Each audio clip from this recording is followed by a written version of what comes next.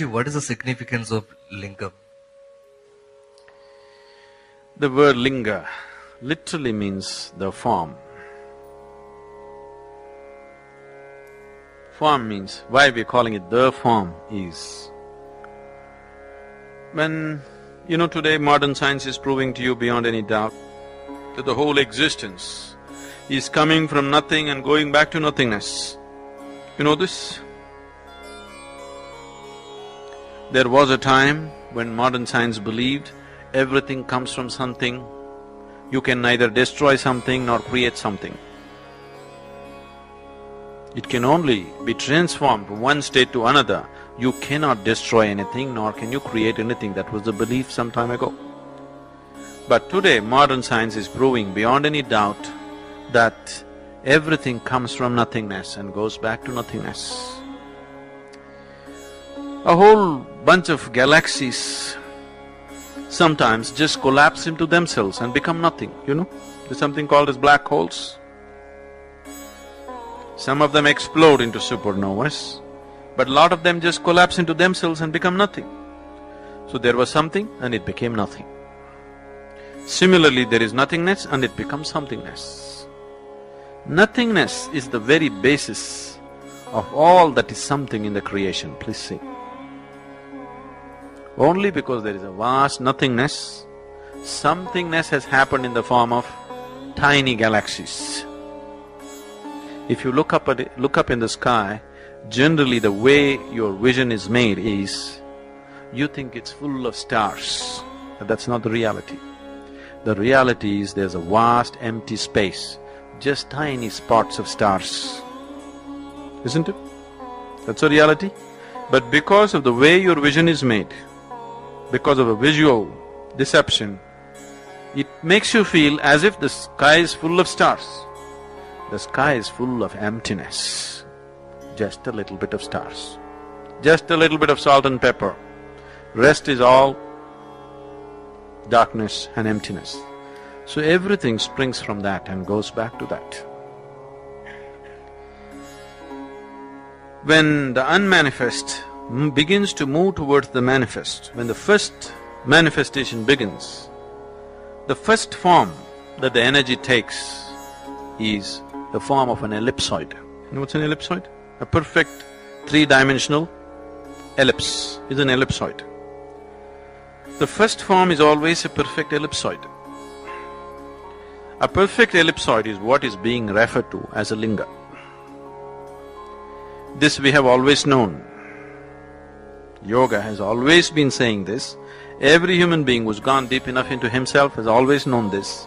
But today, modern cosmologists have taken pictures of various galaxies and they say the core of every galaxy is an ellipsoid. Do you know this?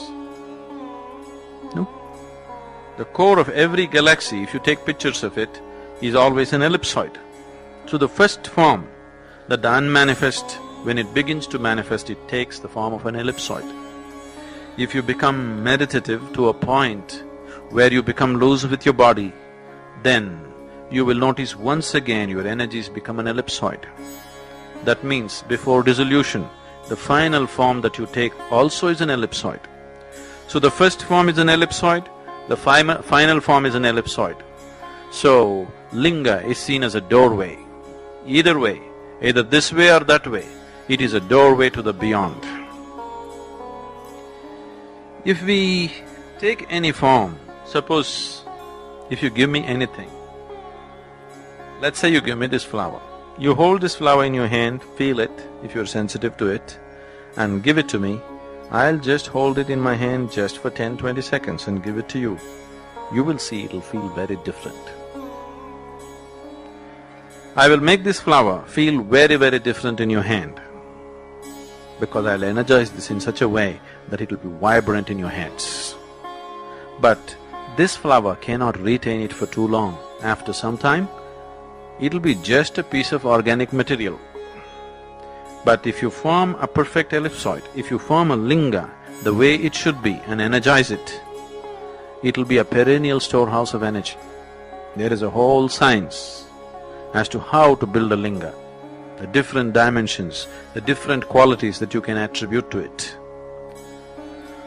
It is just that this science, which is very essential and very fundamental science, has been lost to some extent or to a large extent because the bhakti movement swept the country about 700, 800 years ago. The bhaktas took over temple building. So the science of how to make it, they dropped it because for a bhakta, bhakta means a devotee is not interested in any science.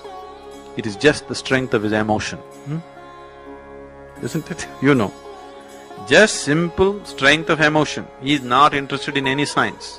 So when devotees started building temples, they started building it whichever way they like. It's their love affair. You know, no rules, no science, no nothing. Their love affair just made them do lingas whichever way they feel like it. So, the science of making it sort of receded. But if it is properly made, it can be such a powerful energy form that people can experience it in an enormous way. It can be a great tool of transformation for people. Have you sat there for some time, any of you? You should just sit there, don't believe any nonsense. Simply sit there, don't think of Shiva and all this business. Simply just sit there, without any prejudice about it, without any beliefs about it, just sit there. It will shake you from the root of your spine. It will just set forth a completely different process within you. Without a single instruction, you will be initiated into a very powerful process in the presence of Dhyana Linga. There's too much behind it, let's not go at it now. Those of you who want to know much more about it, most of you have the Mystics' Musings. The last chapter is all about Dhyana Linga.